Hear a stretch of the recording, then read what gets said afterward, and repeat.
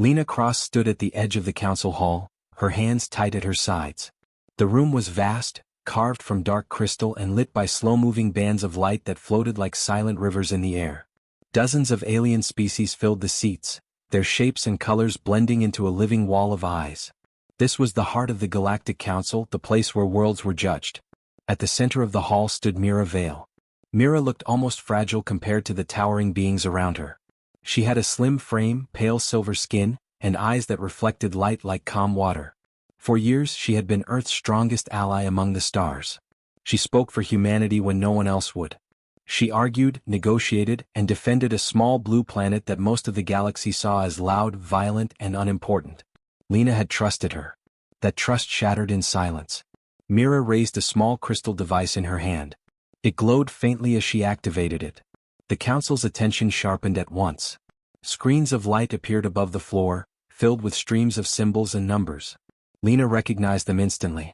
Earth's defense codes. Her breath caught. Her mind refused to accept what her eyes were seeing. Those codes controlled planetary shields, orbital weapons, and deep space early warning systems. They were never meant to leave Earth's secure vaults. Only a handful of humans even knew they existed. And now the entire galaxy was watching them being handed over. A low murmur spread through the hall. Some aliens leaned forward with interest. Others pulled back, disturbed. The High Speaker of the Council, a massive being with a voice like rolling stone, turned its gaze on Mira. "You confirm," the High Speaker said slowly, "that these codes are authentic?" Mira's voice was calm. Too calm. "They are authentic," she said. "They represent the full defensive capacity of Earth." The words hit Lena like a physical blow. Her vision blurred. Around her, the human delegation froze. Some stared in open horror. Others clenched their fists, anger flashing across their faces. Lena took a step forward without thinking, but a guard's arm stopped her. She barely felt it. Her focus was locked on Mira. What? That single question burned in her mind. Mira had been there during Earth's hardest moments. She had seen cities rebuilt after alien raids. She had watched human crews work until exhaustion to save lives not their own. She knew what these defenses meant. Giving them away was not just betrayal. It was a death sentence. The High Speaker studied the floating data, then nodded once. "Humanity has claimed strength," it said. "Yet here we see weakness. Division. Dependence on an outsider." A ripple of agreement moved through the council. "Earth," the High Speaker continued, "is hereby reclassified. Not as a rising power but as a vulnerable world." The words echoed across the hall. Lena felt something break inside her. Around her, other humans whispered in panic. Some cursed under their breath. A few lowered their heads in shame.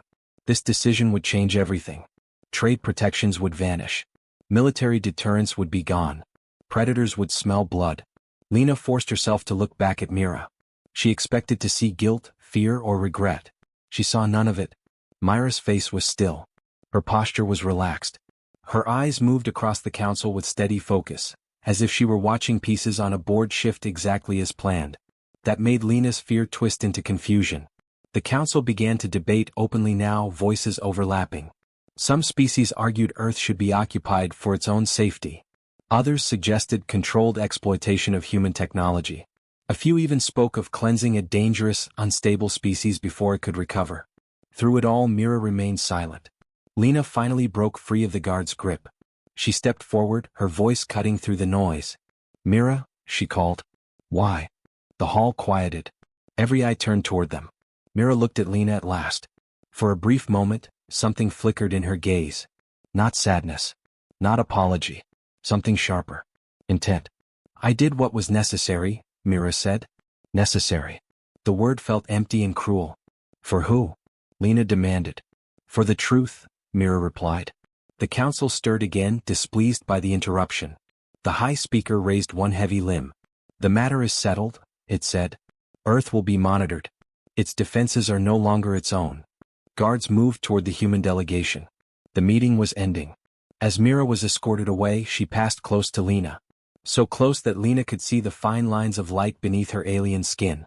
So close that she could hear her breathe. Mira did not stop. She did not speak aloud. But for a single heartbeat she met Lena's eyes. And in that moment Mira's calm mask cracked just enough.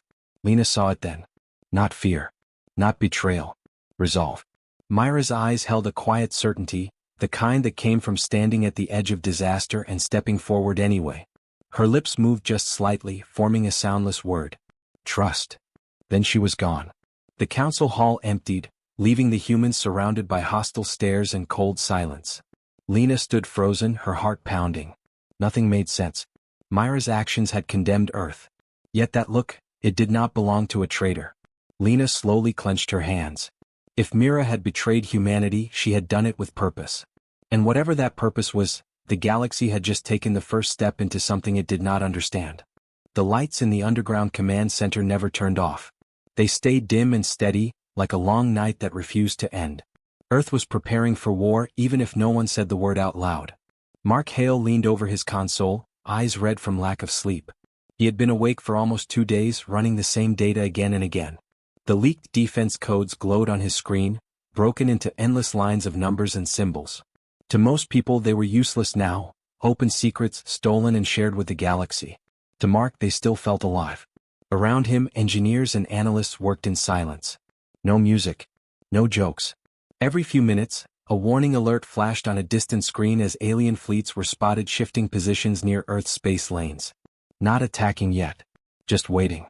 Mark rubbed his face and sighed. Mira Vale's betrayal replayed in his mind like a wound that would not close. He had met her once years ago during a joint systems review. She had asked sharp questions. Questions no alien diplomat should have known to ask. She had understood human logic. That memory made Mark pause. He leaned closer to his screen and ran a new filter across the codes. Not a security scan. Not an error check. Something else. He wasn't fully sure why he was doing it, only that a quiet instinct kept pushing him. The system flagged nothing wrong. Mark frowned. That's strange, he muttered. The codes were perfect. Too perfect. No corruption. No missing strings. No rushed mistakes. A true betrayal would have been messy. Emotional. This was clean, careful, almost gentle. He copied a small section of the data and isolated it. Then another. Then another. Slowly he layered them on top of each other, changing how the system displayed them. Instead of raw numbers, he shifted them into timing intervals, signal spacing, and pattern gaps. A thin line appeared. Mark's breath slowed. He adjusted the view again. The line became a curve. Not random. Repeating. His heart began to race. Come on, he whispered. He ran a human encryption logic over it. Nothing. Then alien council logic. Still nothing. On impulse, he combined both, human flexibility layered over alien precision. The pattern bloomed open. Mark leaned back in his chair, stunned. It wasn't a code. It was a message. Not words exactly. Instructions hidden inside structure. A warning shaped like data. Myra's voice, not spoken but built into math and timing. Mark pulled up a private channel and locked it. His hands shook slightly as he replayed the pattern again and again. It was telling them where not to stand. The codes revealed Earth's defenses, yes, but they also showed how the enemy would read them. Where they would strike first. Which systems they believed were weakest.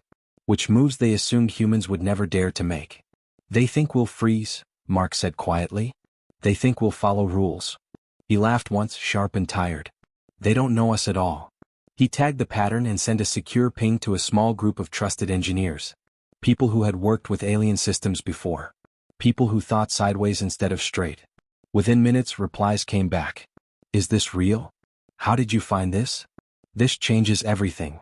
Mark didn't answer right away. He was still staring at the last layer of the pattern.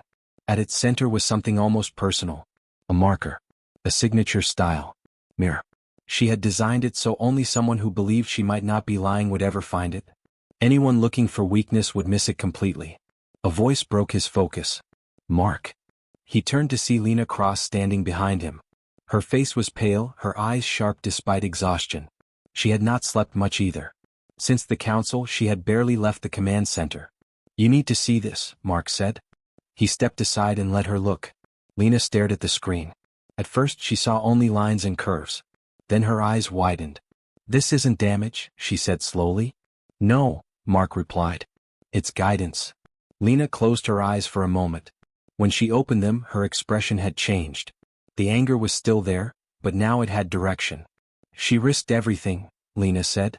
She knew we'd be watched, Mark added. So she didn't send a warning. She became one. Outside the bunker, Earth's skies were busy. Ships moved into hidden orbits. Old satellites were pulled from retirement. Civilian traffic vanished as cities dimmed their lights. Humanity did not panic. It prepared. In deep space, alien fleets adjusted their formations, confident and patient. They believed Earth was exposed. They believed fear would slow human hands. They were wrong. Mark worked through the night, translating more of Myra's hidden logic. Each piece revealed another assumption the enemy had made. Each one showed a place where that assumption could be broken. By morning, the first defensive systems quietly changed behavior. Nothing obvious. Nothing loud. Just enough. Lena watched the data stream shift and felt something like hope return. Mira Vale had stood alone in the council hall and let the galaxy hate her. Now Earth understood why. And when the invasion finally came, it would not meet a weak and divided world. It would meet a species that had learned how to listen between the lines. The first warning came as a quiet shift in space. Sensors across Earth's outer line picked up movement, too smooth, too organized to be anything else. Enemy fleets were arriving. Not all at once, but in careful waves, like a hunter testing the ground before stepping forward. In the command center, alarms stayed low and controlled. No panic. No shouting. Admiral Thomas Reed stood with his hands behind his back, eyes fixed on the main display. Dozens of alien ships slid into view, their shapes sharp and unfamiliar. They moved with confidence. They believed Earth was already broken. Positions? He asked. Fleet entering Corridor 7, an officer replied. They're heading straight for the old defense line. Thomas allowed himself a small, tight smile. Let them. The first trap was simple. The enemy fired long-range probes toward what the leaked codes marked as Earth's weakest shield sector. It was exactly where they were supposed to attack. Exactly where any logical fleet would strike first. The probes vanished. No explosion. No signal. Just gone. Confusion rippled through the enemy formation. They slowed, recalculated, and advanced again, this time with heavy weapons ready. That was when space bent. Human ships burst from hidden vectors, not from behind or above, but from angles the enemy had ruled out as impossible. Old mining tunnels, repurposed cargo lanes, even gravity scars left by past experiments, all places the galaxy had ignored. The enemy lost 3 ships in seconds. Hit and fade, Thomas ordered. Human ships struck hard and vanished just as fast. No clean lines. No perfect formations. Every move was fast, rough, and unpredictable. Sir, an officer said, disbelief in his voice. They're reacting slower than expected. They're thinking too neatly, Thomas replied. We don't. Across the system, similar battles flared to life. Enemy fleets moved with power and numbers. Humans answered with speed and stubborn creativity. Missiles were redirected mid-flight. Old satellites became sudden weapons. Civilian drones swarmed like insects, blinding sensors. On a distant platform, Mark Hale watched the data stream with clenched fists. Every trap triggered matched the hidden patterns Mira had left behind. Not commands, suggestions. Paths of thought. They're doing exactly what she predicted, he murmured. Lena Cross stood beside him, her jaw set. Every successful ambush made one thing clearer. This war was being guided. Not controlled. Guided. The enemy adapted quickly. They always did. They shifted tactics, spread their fleets wider, and stopped following expected routes. For a moment it seemed like they might regain control. Then humans adapted faster. Ground crews rewrote targeting logic in minutes. Pilots took risks no alien commander would allow. When a defense platform failed, crews rerouted power through systems never meant to carry weapons. One human cruiser rammed an enemy ship after losing engines, tearing both apart. The pilot ejected at the last second and was recovered hours later, laughing through cracked lips. Worth it, he said. The enemy began to hesitate. Their losses made no sense. Earth's moves broke every model they trusted. Every time they adjusted, humans were already somewhere else. Deep within the command center, a quiet realization spread. Someone had shaped this battlefield before the first shot was fired. She didn't just warn us, Lena said softly. She taught us how they think. Mark nodded. And how they fail. As the invasion stalled, a signal cut through the chaos. Short. Cling. Hidden deep in background noise. Mark caught it first. His eyes widened. It's her, he said. The message carried no words. Only timing. A shift in pattern that pointed toward the enemy's command core. Their blind spot. The place they believed no one could reach during open combat. Thomas Reed looked at the projection and understood at once. All units, he said calmly. New objective. Human ships turned as one, not in perfect order but with shared intent. They pushed through fire, through debris, through impossible angles. The enemy command ship realized the danger too late. When it fell, the invasion did not end. But the fear began. And far from the battlefield, hidden behind walls and watchers, someone smiled in the dark, knowing humanity had passed the test. The cell was quiet, too quiet for a place built to hold enemies. Mira Vale sat on a narrow bench of cold metal, her hands resting calmly in her lap. A faint energy field shimmered around her wrists, gentle but unbreakable. One side of the cell bore the mark of the Galactic Council. The other carried human symbols. She belonged fully to neither. Captured by both sides. Outside the transparent wall, Lena cross-waited. She had asked for this meeting herself. No guards stood between them, only layers of shielding and years of broken trust. Lena stepped forward. "You destroyed my world's reputation," she said. Her voice was steady but tight. "You handed our defenses to people who wanted us gone." Mira looked up slowly. Her eyes were tired now. Not calm like before. "What?" "Yes," Mira said. "I did." Silence stretched between them. "Why?" Lena asked. Mira leaned back against the wall. "Because the Council cannot be defeated by force alone. They are too strong. Too many. Too sure of themselves. That doesn't justify." "It explains," Mira interrupted gently. "They believe power looks a certain way. Order. Control. Fear. Humanity does not fit that shape." Lena crossed her arms. "So you chose betrayal." "I chose pressure," Mira replied. "The kind that reveals truth." She stood, slowly, carefully, as if every movement mattered. "The Council watches rising species closely," Mira continued. "If a world appears united and strong, they crush it early. If it appears weak, they test it. They circle. They wait." "And you made us look weak," Lena said bitterly. "Yes," Mira said. "I made them careless." Lena's eyes narrowed. "You let them attack us. I let them underestimate you." Mira stepped closer to the field, her face inches from the barrier. "Humans do not show their strength when they are comfortable," she said. "They show it when they are cornered." Lena remembered the invasion. The chaos. The speed. The creativity. How quickly old rules had been thrown away. "You forced us to change," Lena said quietly. "I gave you a reason to," Mira replied. Lena shook her head. "You could have warned us directly." "No," Mira said. "Then they would have listened." "Wash. Adjusted." She looked away for a moment, then back. "The only way to beat the Council is to let them believe they are already winning." Lena felt anger flare again. "People died." Mira did not deny it. "Yes." The word fell heavy. "I carry that," Mira said. "I will always carry that." Her voice softened. "But if I had done nothing, Earth would have been erased slowly and politely. Traded apart. Controlled. Forgotten." Lena closed her eyes. "And the hidden signals?" she asked. "The patterns?" Mira allowed a small smile. "I hope someone like Mark would find them. Someone who listens to how things are built, not just what they show." "You trusted us," Lena said. "I trusted humanity's nature," Mira replied. "You adapt. You break rules. You refuse to stay in the shape others give you." A low hum filled the room as distant fighting continued somewhere beyond the station. "They think I am a traitor," Mira said. "To them and to you." Lena opened her eyes.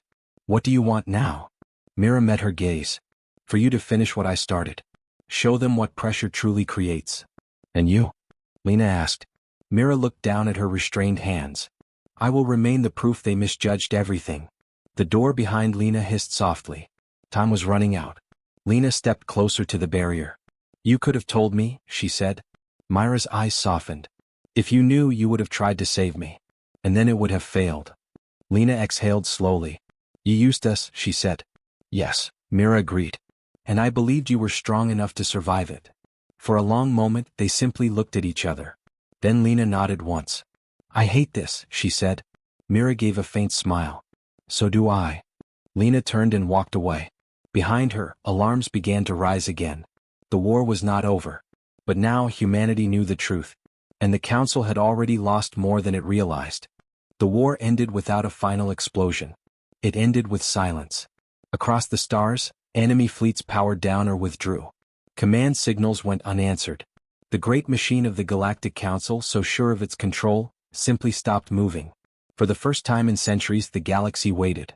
In the central chamber of the rebuilt Council station, Mira Vale stood alone. The chamber was larger than before, its broken walls repaired but not hidden. Scars remained on the floor where weapons had fired and shields had failed. New delegates filled the seats now. Some were familiar. Many were not. Human representatives sat among them, not at the edges but near the center. Equal distance. Equal voice. Mira felt the weight of every eye on her. She was no longer bound. No fields held her wrists. Yet she had never felt more exposed. Lena Cross stood a few steps behind the human delegation. Her posture was straight, her face calm. She did not look at Mira, but Mira could feel her presence like gravity. The high speaker's seat was empty. That, more than anything, told the story. A new voice rose in the chamber. Not loud. Not commanding. Steady. Humanity, the speaker said, has proven itself. A soft ripple moved through the hall. They were tested, the voice continued. They were pressured. They were attacked when they appeared weakest. And instead of breaking, they adapted. Images filled the air. Human ships moving through impossible paths. Engineers working in ruined stations. Civilians supporting soldiers without being asked. They did not ask to be saved, the speaker said. They saved themselves. The image shifted. Mira appeared on the projection. Standing in the council hall months ago. Holding the defense codes. Come. Alone. A murmur spread again. The actions of this one, the speaker said carefully, were once named betrayal. The image paused on Myra's face. Now they are understood as something else. Myra's breath slowed. She did not look away. A test, the speaker said. One that revealed not weakness but depth. Not submission but resolve. The projection faded. Humanity will no longer be classified as a protected or controlled species, the speaker said. They are recognized as equals among the stars. This time the silence was different. It was heavy with meaning. Lena closed her eyes briefly. When she opened them, her gaze lifted toward the chamber ceiling, as if the words needed space to settle. Mira felt something loosen in her chest. Not relief. Something deeper. The speaker turned slightly.